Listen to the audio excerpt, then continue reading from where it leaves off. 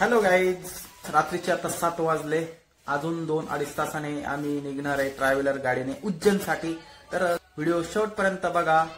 येते का उज्जैनला? येते नको मला प्रवास गेली होती मम्मी. मला तुला आठवण आले तर मला फोन कर. तुला आठवण नाही करणार? येते. मला पण येते. तुम्हाला येते का? काय माहित नाही मला. तुम्हाला काय माहित नाही? आम्हाला पण काय माहित नाही. आम्हाला पण नाही येत. या ठिकाणी माझी सॅक मध्ये माझे कपडे याच्यामध्ये भरून ठेवले. 9:15 वाजले आणि मी चाललोय आता गाडी घेऊन चांदोरी त्रिफुलीवर. तर त्या ठिकाणीच आपली ट्रॅव्हलर गाडी येणार आहे. तर माझ्यासोबत माझी आई आहे आणि माझी मावशी पण आहे. तर आम्ही तिघं चाललोय आमच्या फॅमिली मधून. या ठिकाणी राहुल आलाय आणि आता ह्या गाडीमध्ये तुम्हाला चांदोरीला सोडणार आहे. थँक्यू. काळजी करू नका माझी. Bye bye. आता अगदी इथून 3-4 मिनिटातच चांदोरीला पोहोचणार आहे मी.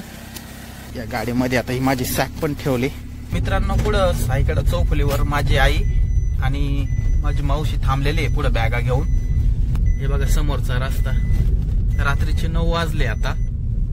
दोघी या ठिकाणी उभे आहे. बसा. दोघींनी पण आता थंडी आहे म्हणून स्वेटर घातलंय आणि मावशीने काय शॉल घेतली अंगावर. शिव भरला. बसा. बस गेली आता. चला. थंडी जास्त वाजली का? लय थंडी वाजते बाबा. माझी मावशी सिन्नर तालुक्यात खंबाळे गावात राहिलाय मळ्यामध्ये आणि त्यांचा ड्राय एरिया आहे, त्याच्यामुळे त्यांच्या इकडे एवढी थंडी नाहीये. आता आम्ही चांदोरी चौफुलीवर उभे आहे. हे बघा, ही माझी मावशी आहे. राहुल सोडवायला आला होता आणि इकडे आई आहे. हे त्यांनी घेतलेल्या ह्या 2-3 बॅगा आहे. ह्या याच्यामध्ये सर्व कपडे घेतलेत. काही जेवण पण घेतलं, भाकरी चटणी. मित्रांनो, या चांदोरी चौफुलीवर बघा हे समोर कॅमेरे पण बसवले बघा. चारही बाजूने कॅमेरे आहे. हायवेला गाड्याला जोरात चालायचं, त्याच्यामुळे आता इथं स्पीड लिमिट बसवलं त्यांनी. असं आहे का? जोरात गेली तर डायरेक्ट फाईन कट होतं, त्याच्यामुळे लोक हळूच गाडी चालवतात. आई, आपण आता कुठं कुठं जाणार आहे? मयुरेश्वर. हा, मयुरेश्वर. अजून नंतर ओमकारेश्वर. अजून नंतर महाकालेश्वर. उज्जैन. शिवर. अजून इंदूर. अर्धा आयलाबाई होळकरचा वाडा पाहिजे इंदोरला. अच्छा. आता 10 वाजत आले तरी अजून गाडीचा पत्ता नाहीये.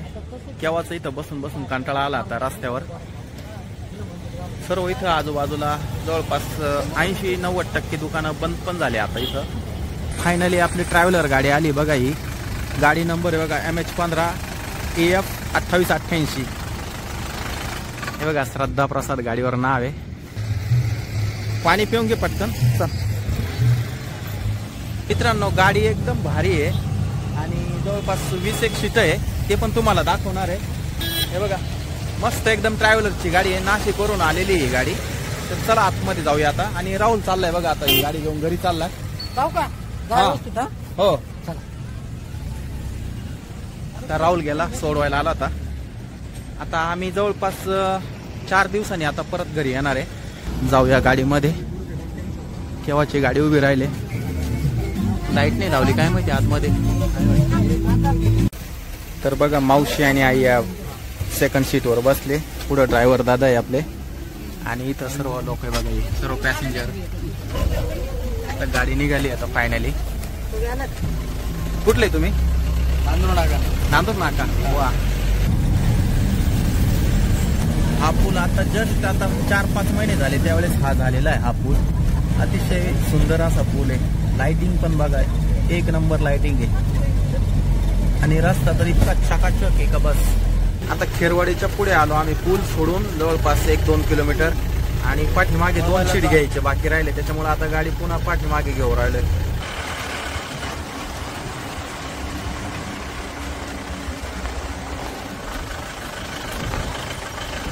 मस्ते. कुठे निघाले तुम्ही? आम्ही निघालो. तुम्ही जिथं निघणार तिथंच आम्ही निघालो आता. हा, असं का? हे सीट राहिले होते. मला विसरून गेले होते तुम्ही तर. ते ड्रायव्हरच्या लक्षात. नवीन ड्रायव्हर आहे ना. नवीन ड्रायव्हर आहे का? गाडीला ओळून घ्यायचं गाडी. हो. अरे वा. हे बघा मित्रांनो, आता गाडी या ठिकाणी थांबली आहे आणि गाडीचं सगळं हे नियोजन सगळं ह्या दादांनी केलेलं आहे. हे खेरवाडीचे आणि बघा आता ही ताई ओळताय गाडीला पहिले इथं.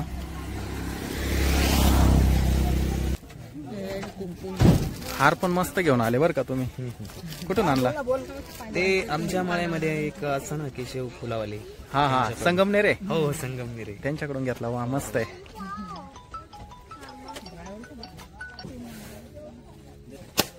तर ह्या दोन मुली फोटो काढताय, पण आता रात्रीची वेळ फोटो येईल का नाही काही माहित नाही.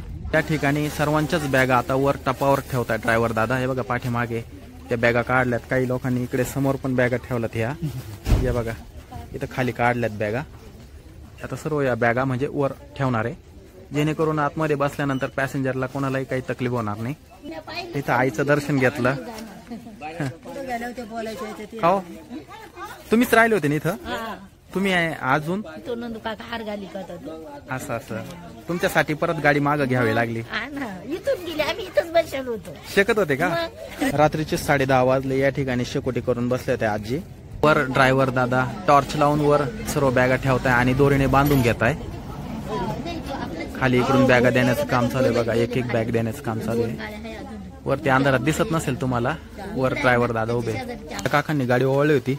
त्यांचं इथं हे छोटस दुकान पण आहे बघा. हे बघा आता ही गाडी ना पूर्ण खाली झाली. याच्यामध्ये बघा किती सीट आहे. हे बघा शेवटपर्यंत बघून घ्या.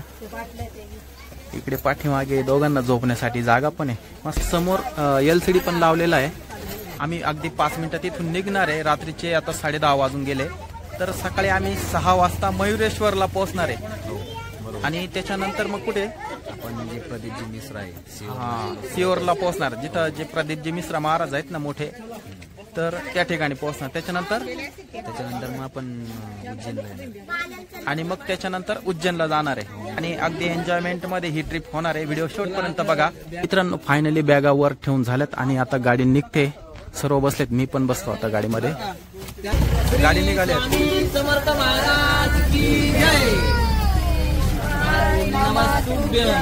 मित्रांनो पुढे पिंपळगाव बसवंतचा खूप मोठा हा टोल नाका आहे आणि या गाडीचा फास्टॅग संपलेला आहे बघा. इथं फास्टॅग आहे.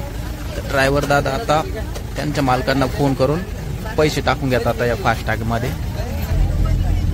हे बघा आता या समोरच्या लेन मधून गाडी टाकताय आता. आणि इथं जवळपास एका वेळेस 12 ते 13 गाड्या जातात बहुतेक. एवढा मोठा टोल नाका आहे हा. झाला वर बघा, निघाली गाडी आपली. चहा प्यायला थांबले गाडी. आता आम्ही ना दोघांनी अर्धा चहा घेतला. रात्रभर चालू असतं का तुमचं? का हो सर? भारी चहा आहे मित्रांनो. रात्रीचा 1 वाजलाय आणि आता आम्ही धुळ्यामध्ये आता. तर ही गाडी एक आणि इकडे एक पाठीमागे गाडी बघाई. तर अशा 4 गाड्या यांच्या आणि प्रत्येक गाडीवर पाठीमागे पिकी नाव आहे. पिकी हे बघा, प्रत्येक गाडीवर आहे ना पिकी नाव आहे. त्या गाडीवर पण पिकी नाव आहे. असं 4 गाड्या आहे. तर मित्रांनो हे जांदाळे साहेब आहे आणि ह्या गाडीमध्ये 17 सीटरची ही गाडी आहे. आणि सर्व यांचे पाहुणे या गाडीमध्ये. आणि ही गाडी आहे ही 20 सीटर गाडी आहे. मित्रांनो या गाडीमध्ये जे पण पॅसेंजर आहे मी तुम्हाला दाखवलेत. आणि आता पहिले हे ड्रायव्हर होते या गाडीवर, आता हे आलेले. आता तुमचं काय नाव आहे? वैभव. वैभव कुठले? वैभव नाशिक जल रोड. तुमचं काय नाव आहे? मंगेश तो नांदूर नाका. तर मित्रांनो आता ह्या गाडीमध्ये कोण कोण पॅसेंजर आहे हे तुम्हाला दाखवतो. तर चला आपण आता ह्या गाडीमध्ये आलोय. तर हे बघा हे सर्व एकमेकाची नातेवाईक आहे ना सर्व. हे बघा एका घरातले सर्व फॅमिली. हे बघा माळी, गांगुर्डे, जंजाळे, पवार, मोटकरी, अजून पुंड. हे बघा सर्व लोक आनंदाने सर्व ट्रिपला चालले. हर हर जय महाकाल. आता इथं दोन्ही पण या गाड्या इथं थांबल्यात. तर हे बघा इथं PUC आणि झेरॉक्सचं हे दुकान आहे. या ठिकाणी गाडीचे जे पण कागदपत्र आहे त्यांची इथं झेरॉक्स मारून घेता येईल ड्रायव्हर दादा. की आता MP ची बॉर्डर लागणार आहे अगदी 5-1 मिनिटामध्ये. तर त्या ठिकाणी कागदपत्र गाड्यांचे दाखवावे लागणार आहे. इथं झेरॉक्स मारले पुढं MP बॉर्डर लागते, तिथं काय दाखवावं लागतं? बॉर्डर वरती हे गाडीचे पेपर आणि TP असते ना, परमिट असतं, टेम्पररी परमिट. हे गाड्यांचे पेपर तिथं द्यावं लागतात. ते आपण महाराष्ट्र बॉर्डरवरती थांबलोय. म्हणजे ही लास्ट एंट्री आपल्या महाराष्ट्राची. समोर आहे ना महाराष्ट्राची ही अखेरची बॉर्डर आहे बघा. आणि इथं गाड्या चेक होतात. माझी आई आणि मावशी बघा, दोघींनी शॉल घेतले चेहऱ्यावर. चेहरा दिसत नाही, चेहरा नेमकी पुढे की मागे तेच कळत नाही. बाकीचे पण इकडे पाठीमागे झोपलेत. रात्रीचे आता पहाटेचे 4 वाजत आले. पहाटेचे 4. इकडे मावशी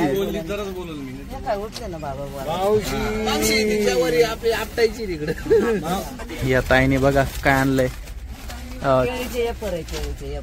महाराष्ट्राची ही बॉर्डर आहे. ही क्रॉस करून MP मध्ये आपण मध्य प्रदेश मध्ये आपण प्रवेश करणार आहे. आता या ठिकाणी खूप गाड्यांची अशी लाईन लागली बघा. जिकडे बघावं तिकडे गाड्या लागल्या. ही महाराष्ट्राची बॉर्डर आहे. आता पुढे मध्य प्रदेश मध्ये एंट्री मारतोय. तर आता आम्ही या ठिकाणी 3 जण आहे बघा. हे समोर 2 जण आहे आणि मी, असे 3 जण गाडीतून उतरलोय. का इथं आहे ना वजन काटा आहे बघा. प्रत्येक गाडीचं या ठिकाणी वजन होतं की प्रत्येक गाडीमध्ये ओव्हरलोड आहे की काय. त्याच्यासाठी आम्हा 3 उतरवलं. का गाडीमध्ये जर वजन जास्त असलं तरी इथं फाईन बसतो. हे बघा मोठमोठ्या गाड्या आहे, पण या सगळ्या या वजन काट्यावरून पास होऊन जातात. हे बघा किती वजन काटे, जवळपास 10 वजन काटे आहेत या ठिकाणी. आणि वजन जर ओव्हरलोड जर असेल तर त्याचा फाईन बसतो. आणि या ठिकाणी गाडीचे सर्व कागदपत्र चेक केले जातात. हे बघा झाली चेक, काही प्रॉब्लेम नाही आला.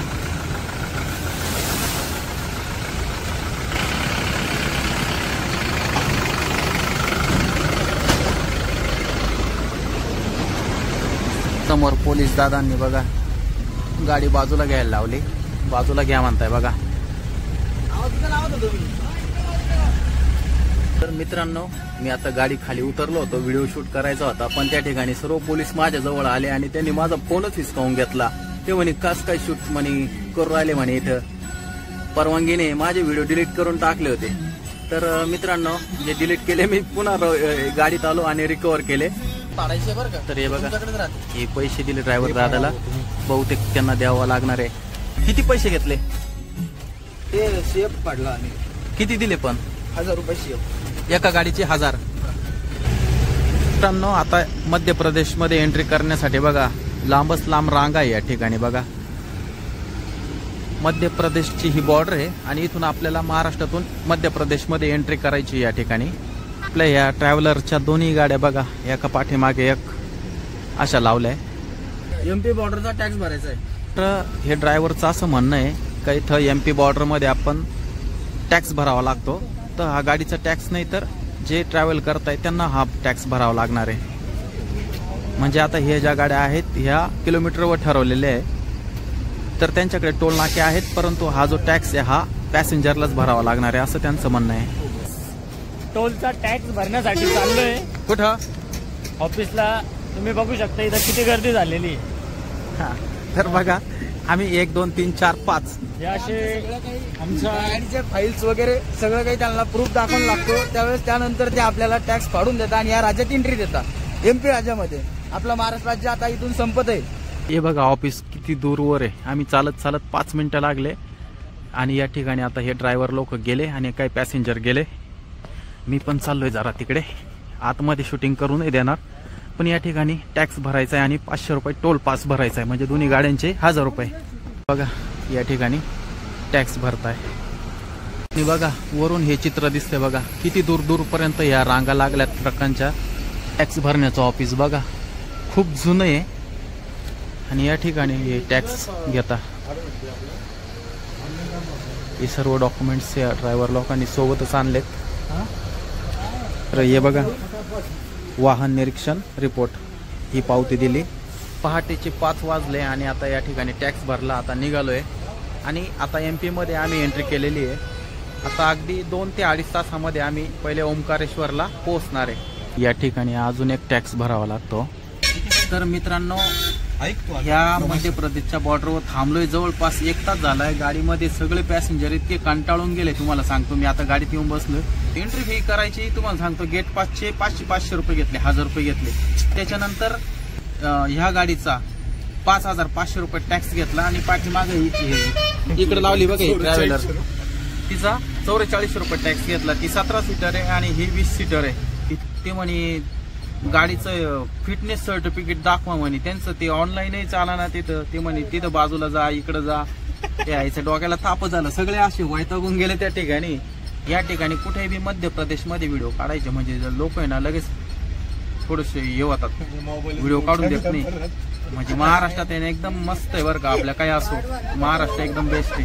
आणि आता ती कोणती पावती घेतली आता पोलिसांनी? जस्ट गेट पावती त्यांनी घेऊन टाकली. त्यांनी घेतली, तिथं चेक करता आणि ते त्यांना रिटर्न द्यायला लागते असा विषय राहतो. आणि जो टॅक्स जे आहे ना ते चेक करता, ते फाडलंय का नाही, असं फाडल्याचं ते त्यांना दाखवलं नंतर ते आपल्याला जाऊ देतात असा विषय राहतो. मित्रांनो, इथं जर हा टॅक्स भरला नाही आणि जर पुढे एंट्री केली मध्य प्रदेशमध्ये, जर पकडलं कोणी पण, तर त्या ठिकाणी 18,000 रुपये फाईन भरावा लागतो.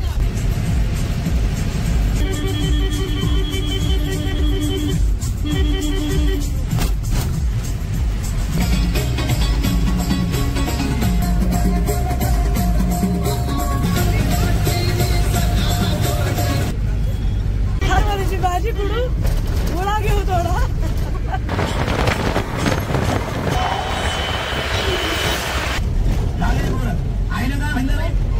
बरोबर त्याला म्हणून सरळ हा शेअर आम्हाला डिग्री आणि इंग्लिश मीडियम जागतिक लोड. सकाळचे 8 वाजले आणि आता पोहोचलोय ओंकारेश्वर मध्ये. तर या ठिकाणी आता 200 रुपयाची नगर परिषदेची पावती फाडली. सकाळीच ओंकारेश्वर मध्ये इतकी ट्रॅफिक आहे का बस. अर्धा तास झालाय, तेव्हाच हळूहळू गाडी चालली. तर मित्रांनो, आता ओंकारेश्वर मध्ये पोहोचल्या आता रात्रभर प्रवास केल्यामुळं इथं रूम बघू राहिले. रूम जर भेटली तर सर्वांना रूमवर जाऊन आंघोळी करता येतील, फ्रेश होता येईल, थोडा आरामही करता येईल. आणि सकाळी इथं फार गर्दी नाही का, गाड्या अशा दूरपर्यंत अशा गाड्या आहे. बरेच भाविक मंदिरामधून इकडे आले. सकाळीच दर्शनासाठी गेले होते बहुतेक. 100 रुपये माणूस सांगितला रूम. आपल्याला परवडायचं नाही. 100 रुपये माणूस म्हणजे त्या ठिकाणी आंघोळ करायची फक्त. रात्रभर या ड्रायव्हर दादाने गाडी चालवली आहे. थकवा नाही, झोपला नाही, काय नाही. एकदम मस्त गाडी आणली. आणि त्याचबरोबर हे सर्व झोपले होते आरामशीर मस्त. हे बघा, आता सर्वांनाच आंघोळी करायची आहे, त्याच्यामुळे रूम बघू राहिले. आणि लवकरात लवकर रूम मिळावी. आंघोळीच्या गोळ्या भेटतील ना? हा, भेटले तर बघू. ताई 100 रुपये आंघोळ आहे बरं का, चालेल ना? आपने पास बहुत पैसा आहे. किती पैसा आहे? बहुत पैसा आहे. कुठे ठेवलाय ते आम्हालाच माहिती नाही. आम्हालाच माहिती नाही. हे बघा, आमची गाडी ही ट्रॅव्हलर या ठिकाणी लावली रस्त्यामध्ये. रस्ता म्हणजे रस्त्याच्या कडेला आहे. सर्व आता हे पॅसेंजर उतरत आहे बाहेर. आणि इथं जवळच एक रूम बघितली की ज्या ठिकाणी 100 रुपये रूम आहे, म्हणजे त्या ठिकाणी गरम पाणी आंघोळीसाठी. तर तिथे हे सर्व चालले आता. मित्रांनो, या ठिकाणी बघा किती साऱ्या पिंडी विकायला. खूप मोठ्या पिंडी आहे या. आणि इतक्या सुंदर आहे की बस जबरदस्त. आणि खाली बघा इथं नंदी पण आहे विकायला. हे बघा. Good morning. आता इकडं पाठीमागे जवळच इथं रूम आहे, त्या ठिकाणी जायचं सर्वांना. आणि या गाडीवर ज्या वर बॅगा ठेवल्यात त्या पण आता काढाव्या लागणार आहे. रात्रभर प्रवास करून सर्वांचे चेहरे बघा कसे झाले. कारण छोटी गाडी आहे ना, त्याच्यामुळं बरंच बसताना खूपच त्रास होतो.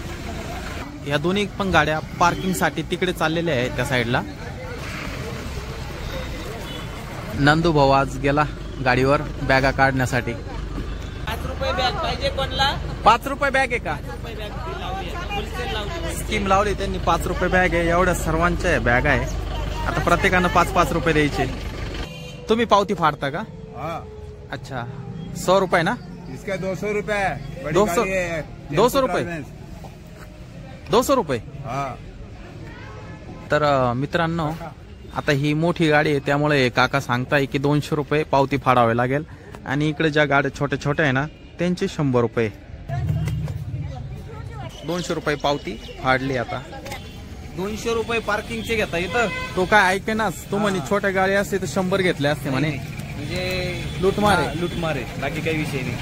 आपल्या महाराष्ट्रामध्ये सगळ्यात बेस्ट आहे पण, आहे का नाही?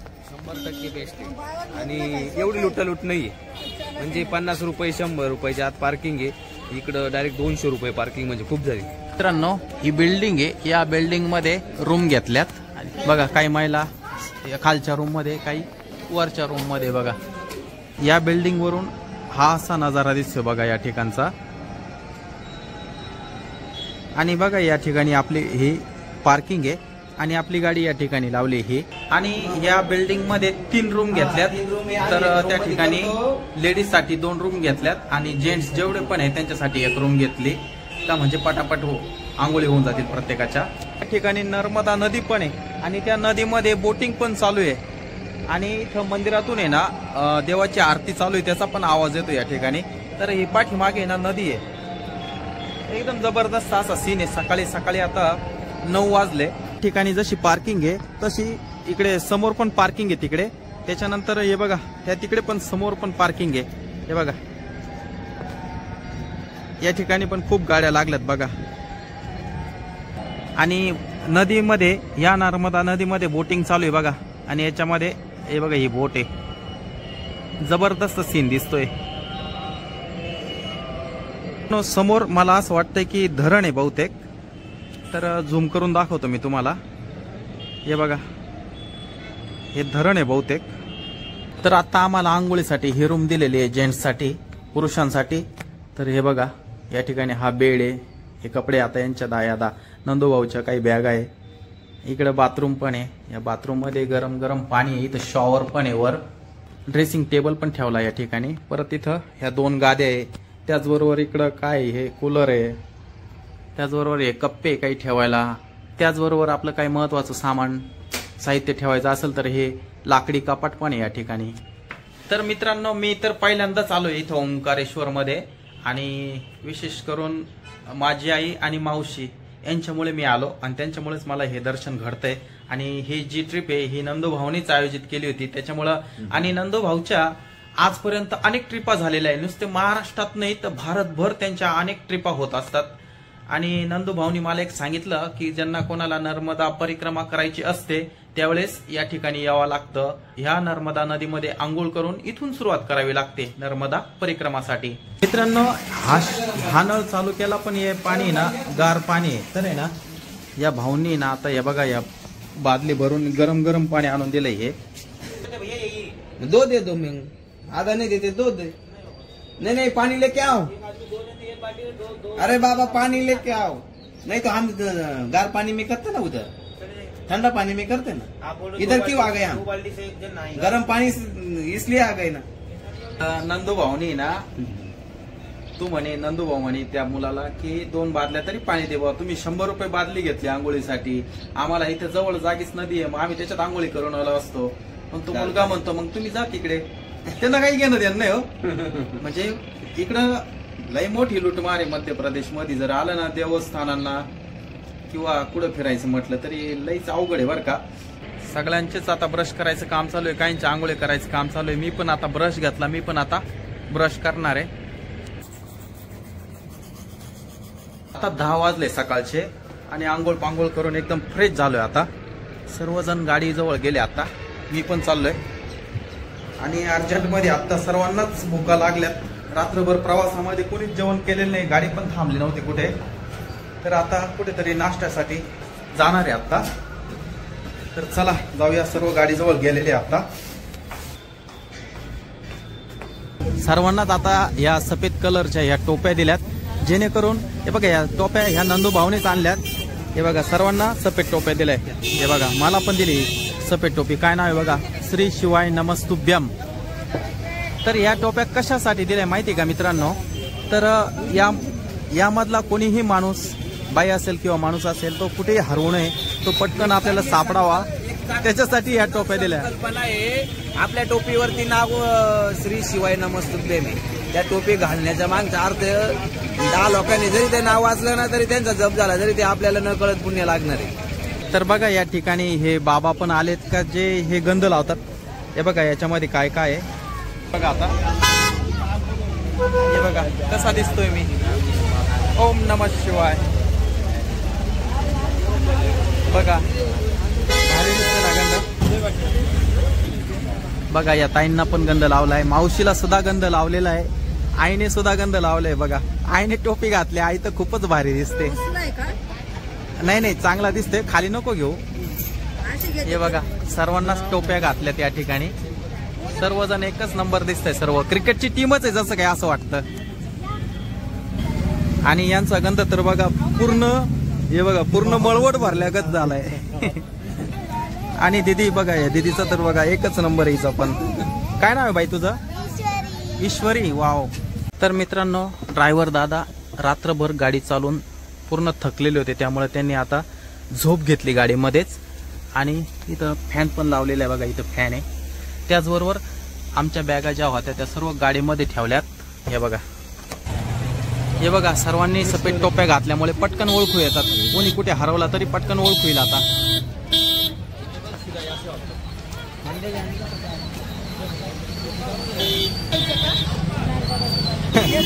एक नंबर दिसते आई, ही आई पण भारी दिसते टोपीवर. कधी टोपी घातली नसल आईने. माणसं गेल्यावर का चुकलं तर येत राहायला लागेल आपल्याला, ओमकारेश्वर मध्ये राहून जावा करायला.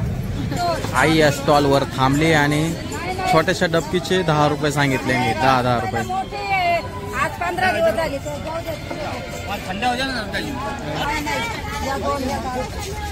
कशाला घेते आई? नाशिक नाशिक नाशिक लगा भाड़ा कि नहीं लगा? आओ लागतो, पण किती बारीक आहे बारी. इतनी बारीक है, सही बात है. मावशी कुठे गेले का? मावशी घ्यायचे का? केवढ्याला? 10 रुपये 20 रुपये. समोर आहे ना खूप मोठं धरण आहे हे, आणि ही नर्मदा नदी, त्यामध्ये खूप साऱ्या बोटी. आता सकाळी 2च दिसल्या होत्या, पण या नदीमध्ये खूप साऱ्या बोटी आहे. तर इथला नजारा पाहून तर मला तर खूपच भारी वाटलं, एक नंबर नजारा आहे. या ठिकाणी पण बघा दिवे पण आहे, फुलं पण आहे, आणि इकडे हे देवीचं काय बांगड्या वगैरे या ठिकाणी. मंदिर जाने का 50 रुपये सवारी है. नर्मदा कावेरी संगम घूमते हो, डैम देखते हो, पावर हाउस देखते हो, रिटर्न आते हैं सेकंड ब्रिज के आगे आदि गुरु शंकराचार्य जी का मूर्ति दिखा के मंदिर छोड़ेंगे, उसका 150 रुपये सवारी. 150 रुपये. तर मित्रांनो ते तिकडे आपल्याला तो लोखंडी ब्रिज आहे, त्याच्या बाजूला ओमकारेश्वर मंदिर आहे, त्या ठिकाणी आपल्याला जायचं. हे बघा या ठिकाणी आपल्याला जायचंय. तर त्याच्यासाठी इथं बोट, इतक्या बोट लागलेल्या आहे, बाप रे बाप, मी तर बघितल्याच नव्हते इतक्या. जसं की एखाद्या मुंबईला अलिबागला वगैरे आलो की काय, एखाद्या समुद्र किनारी असं वाटतं, इतक्या बोट्स लागलेल्या आहे बघा या ठिकाणी. त्याला माप नाही. आणि बघा सगळ्या बोटवर इंजिन लावलेले आहे वेगवेगळे, आणि एका बोटमध्ये ते लोक 10 माणसं बसवतात, आणि 50 रुपये मंदिरामध्ये जाण्यासाठी. आणि तर बघा सर्व लोक चालले आता या बोटीकडे. तर चला, बोट पण अशा भारी भारी आहे ना, जुन्या पुराण्या बोट्स आहे, खूप जुन्या दिसत आहे मला. आणि बघा ना जसं काश्मीरला आल्यागत नाही का, असं खूप भारी झालर सजवली त्याला. आणि हे बघा वरून आलोय चालत चालत पायऱ्यांनी वरून. हे बघा आम्हाला ना ओटी भरायची नर्मदा मैयाची. बर काय घेतलं ओटी भरायला? नारळ, फुलं, वाती सगळं घेतलं. तर ओटी भरण्यासाठी बघा यांनी काय काय साहित्य घेतलेलं आहे. आणि त्या ठिकाणी इकडे हळदी कुंकाचा एक करंडा पण आहे. या ठिकाणचा नजारा आहे ना तो अप्रतिम आहे बरं का, अप्रतिम नजारा आहे. कारण की जो पण नवखा माणूस या ठिकाणी येईल ना त्याला एकदम भारीच वाटेल, एकदम वेगळं फील होईल त्याला. आमच्या सोबत जे पण या ठिकाणी आलेत ते सर्वच या ठिकाणी ओटी भरणार आहे. परभवर शिव ओंकारा, बरमा विष्णू सदा शिव, बरमा विष्णू सदा शिव अर्धांगी द्वारा, ओम हर हर हर महादेव. तर मित्रांनो या ठिकाणी भगवान शंकराची या ठिकाणी आरती करते आई मावशी. अतिशय भक्तिमय असं वातावरण या ठिकाणी तयार झालेलं आहे. मद चंदा चंदन मृग मद चंदा भाले शुभकारी, ओम हर हर हर महादेव. सकाळचे 11 वाजले आणि हे ओटी भरण झाल्यानंतर हे बघा इथं बोट्स लागले आहेत. त्या बोट्समध्ये 10 जणांचा ग्रुप करून आम्ही जाणार आहे. या ठिकाणी हे इंजिन चालू केलं बोटचं यांनी, आणि इकडे हे फिरायला लागलं हे पंखा. या सर्वांनी या नदीमध्ये ह्या लाया सोडल्या. तर ह्या लाया माशांसाठी हे बघा या पाण्यामध्ये सर्वांनी सोडल्या. मी पण पाण्यामध्ये ह्या लाया सोडतोय. आईने तर बघा इतक्या साऱ्या लाया पाण्यामध्ये सोडून दिल्या. मावशी आणि आई या आजीचे पाय धुवत आहे आता. आणि माझ्या आईने पण माझ्या मावशीचे पाय धुतले या ठिकाणी बघा.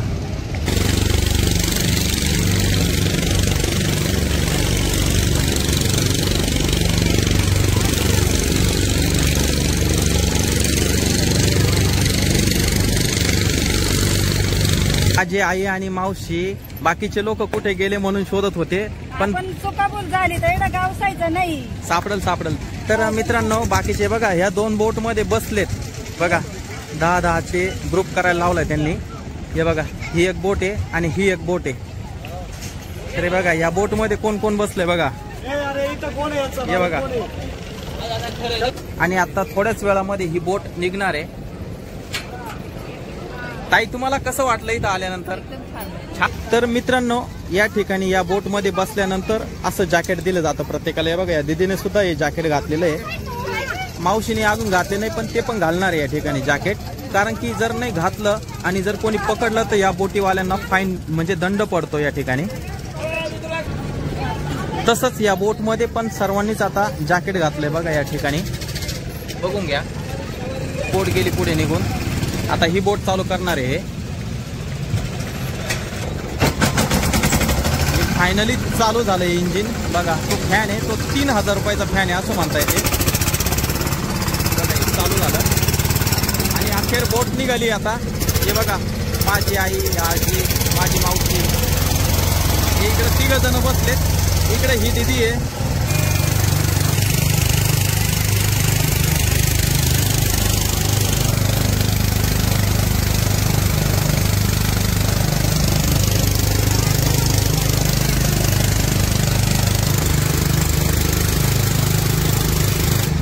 जबरदस्त दृश्य आहे या ठिकाणचं.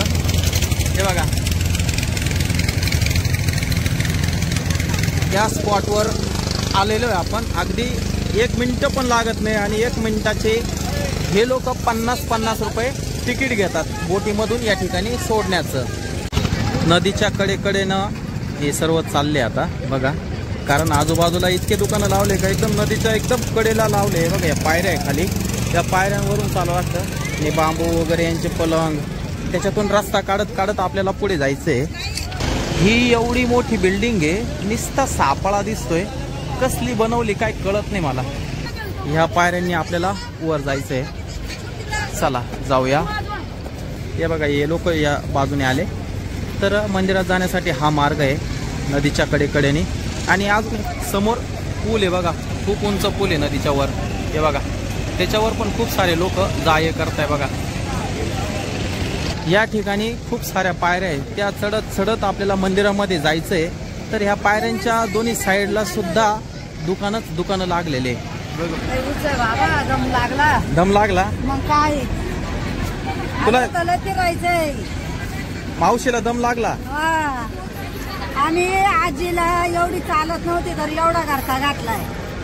आणि तिकडे असंच आहे.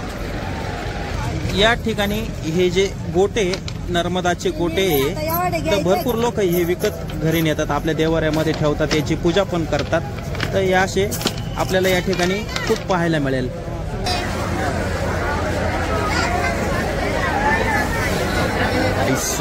काय गर्दी मंदिरामध्ये जाण्यासाठी. इकडून गर्दी आहे तर तुम्हाला दाखवतो कुठपर्यंत गर्दी बघा.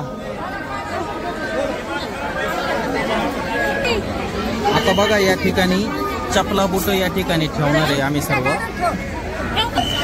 आता या ताई ज्या म्हणताय की प्रसाद जर घेतला तरच तुम्ही इथं चपला ठेवा, नाही तर चपला ठेवू नका म्हणे. त्या जर गेल्या तर आम्ही जबाबदार राहणार नाही असं त्या म्हणाल्या.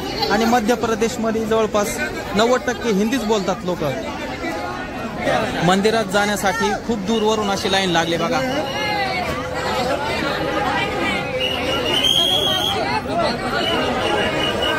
फायनली आमच्या सर्व ग्रुपने या ठिकाणी चपला बोट ठेवले. आणि आता आम्ही सर्व ह्या लाईनमध्ये लागण्यासाठी निघतोय पुढे पुढे. खूप मोठी लाईन आहे त्याच्यामुळे दर्शन करायला बराच वेळ लागणार आहे. म्हणजे जवळपास 2 तासही लागू शकतात, 3 तासही लागू शकतात. तर मित्रांनो हे बघा यांनी ही चिठ्ठी आणली. या चिठ्ठीनुसार डायरेक्ट दर्शन केलं 10 मिनिटात तर 300 रुपये आणि अशा लाईन मध्ये जर लागलं तर 4-5 तास लागणार असं या दादांनी सांगितलंय. त्यांना मी म्हटलं की आमचे 20-22 लोक आहे दर्शनासाठी, तर ते म्हणे आम्ही 2 जणांचं फ्री मध्ये करू. मी म्हटलं जाऊ दे, लाईन मध्ये लावू, एवढ्या लांब दर्शनाला आलोय तर मनापासून आपण दर्शन घेऊ, लाईन मध्ये लागू, काय हरकत नाही, वेळ लागेल एवढंच.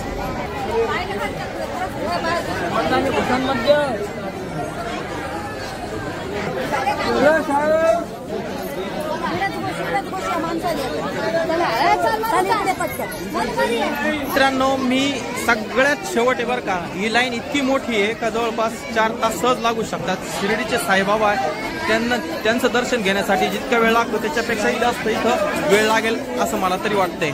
ठिकाणी इतकी गर्दी आहे, इतकी लोटा लाटी आहे, काय माप नाही त्याला, इतकी प्रचंड गर्दी झाली. अगदी 2 ते 3 मिनिटांमध्ये हे बघा पाठीमागे फार गर्दी झाली या ठिकाणी. मुलीच्या गळ्यामध्ये बघा किती माळा घातल्यात, किती भारी दिसते ती.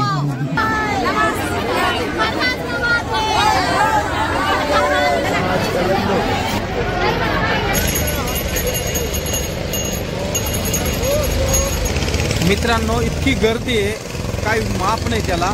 आणि तुम्हाला सांगतो या ठिकाणी अनेक लोक येतात आणि 300 रुपयामध्ये 10 मिनिटात दर्शन करून देतो असं सांगतात. पण तुम्हाला सांगतो एकदम खोटं आणि चुकीचं आहे, ही फक्त लुटमार आहे. त्याच्यामुळं तुम्हाला जर दर्शन करायचं असेल तर तुम्हाला लाईनीतच दर्शन करावं लागणार आहे.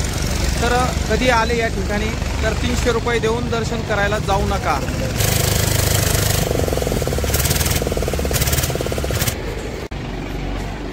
या ठिकाणी 50 रुपये नारळ पाणी आहे, तर मी एक नारळ घेतलंय. ठिकाणी मामलेश्वर ज्योतिर्लिंग मंदिर आहे, अतिशय उत्कृष्ट असे मंदिर आहे बघा. या ठिकाणी खूपच सुंदर मंदिर आहे आणि या ठिकाणाहून प्रवेशद्वार आहे. तर या ठिकाणी पण फुल गर्दी आहे, पुढे पुढे जायचंय असं आणि इकडून यायचंय या ठिकाणाहून.